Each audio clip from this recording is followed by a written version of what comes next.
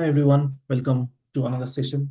So today we are going to learn nested loop and loop control statements in Python. Okay, so let's start. So we'll start with nested loops. So let's take an example of, let's say,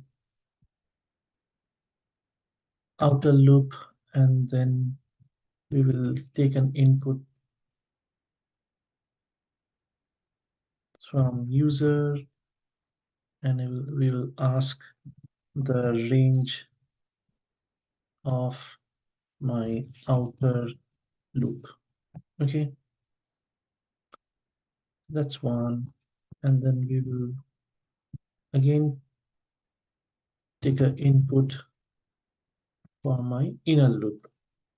And again, we are taking a range. So since it's an integer, so we are casting the input, which is defaulted to string. So we are casting it to an integer by mentioning int. So range of my inner loop. Okay. So basically we are taking the outer loop range and then the inner loop range. Okay. Next is we will create a for loop for my outer loop,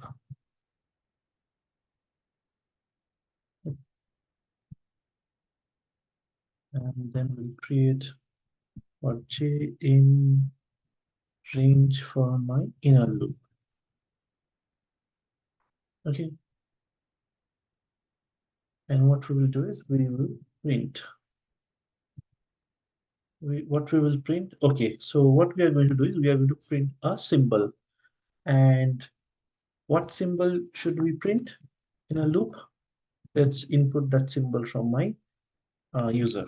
So let's ask for the symbol to print, okay, on the user. And this is a string, so the input should be just input. We don't need to cast it to int.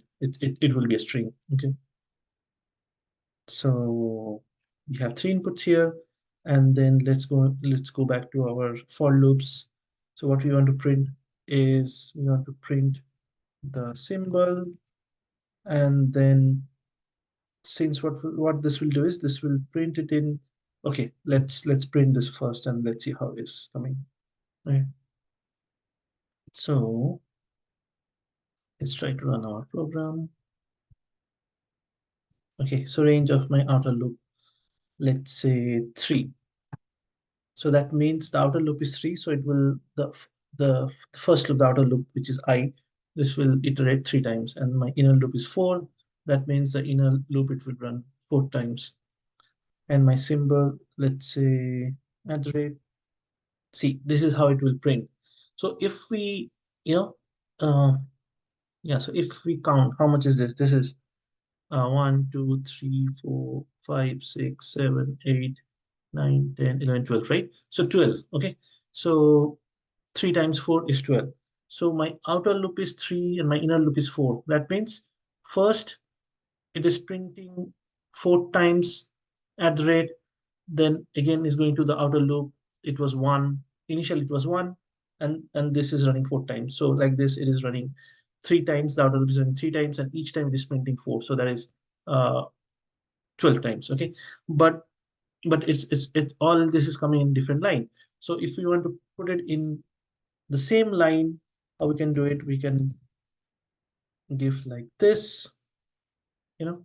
So what it will happen is the my inner loop will print in one line. Okay, and then when it goes to I, it will, and again goes to j, then it will print in another line and then another line. So what I mean is, okay, again it's asking for, let's say we'll give again 3, inner loop 4, and then at the rate. Okay, so it's printing like this, which is not what we want. Okay, so let's see what is happening. That's not what we want. So if my outer loop is 3, let's say, and my inner loop is 4, So it should print four symbols three times, right? And my symbol is at the rate.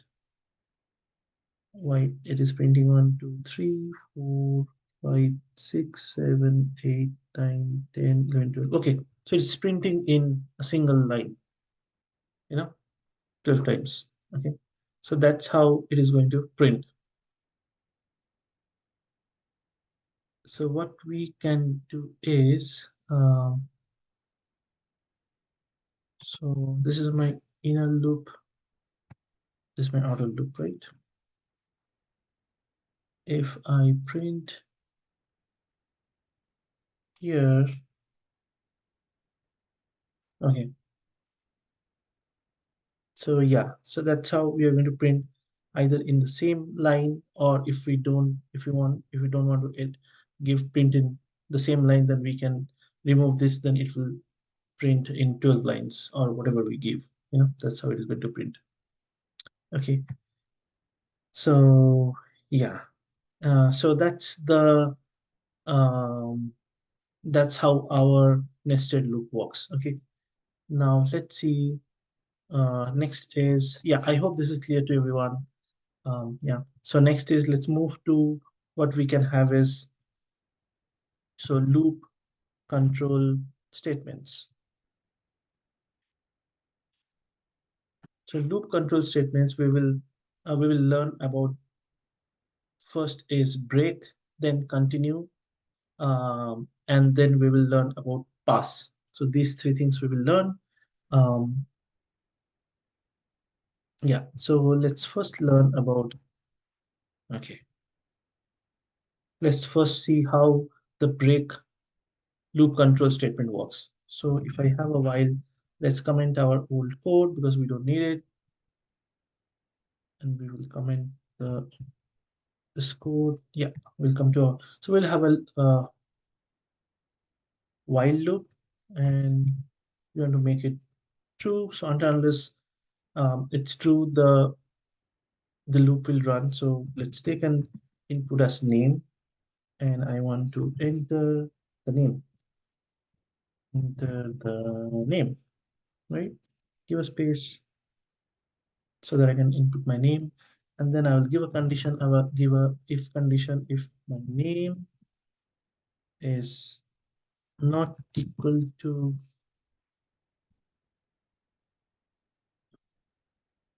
like this. So I want to run the loop until unless I give, no, that's not right, until unless my name is not equal to, yep, then we should break. So what this will do is, so it will ask for the name from the user.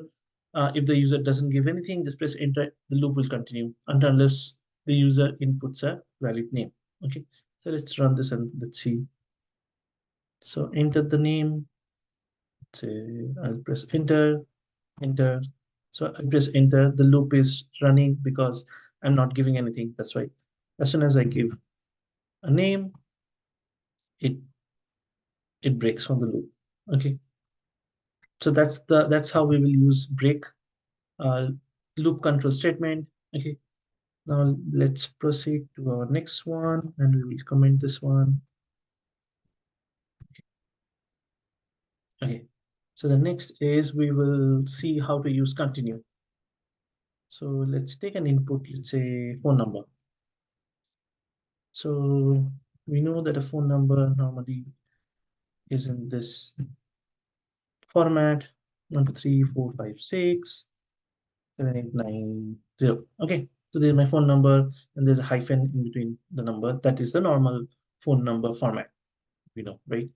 So we will have a for loop for I in phone number, and we'll take help from the intelligence that we have.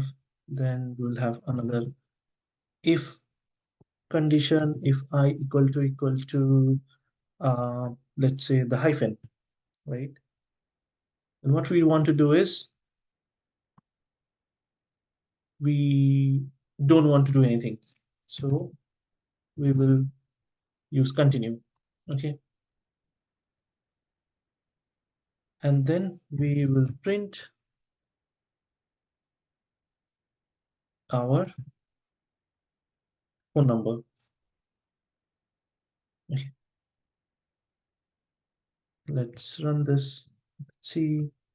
Okay, let me clear the screen and then run again.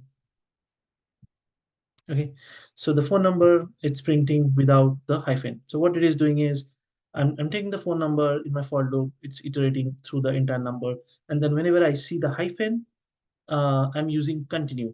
So what this will do is it will move to the next pointer in the loop, in the for loop. So it will, if it hits here, so one, so first it is one. Okay, so first is one. If I equal to dash, it's one. So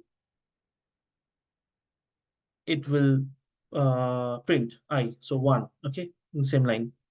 The next two, is it hyphen? No, it will print two. Third is three, it will print three. Then the fourth number over here is, that's hyphen. Is it hyphen? So continue. So this is where it will skip basically, and it will not consider the hyphen because I have even continue. It will go to the next pointer in the loop. Okay, so that's how we use continue, you know. So let's proceed. Comment out our code, and then we will do, yeah. So let's see how we will use pass. So again, let's take an example for, we'll take a for loop for I in, say, range. We'll give a lower limit and higher limit for my range. Oops, it should be 0 to, let's say, 20. Okay, so it will print, it will consider the range as 0 to 19. 20 is excluded. And what we want to do is, we want to, let's say, we know the unlucky number is 13. So I don't want 13. So what, if 13 comes, then I will use pass. Else I want to print the number from the range. So this is my code, and run it. Okay, so this is my code. It's running from here. So 0, I told you will start from 0, and then it will run till 19. And if we see, there is no 13. So 10, 11, 12, then 14, like this, 29.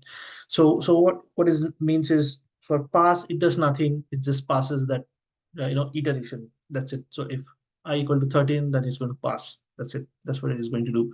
So that is how we would use the control function of break, continue, and pass. And before that, we have learned how to use nested loop. So we had two loops, two for loops, and we have used in a nested fashion. Okay. Thank you for joining today. Hope you have enjoyed today's session. Thank you. Bye.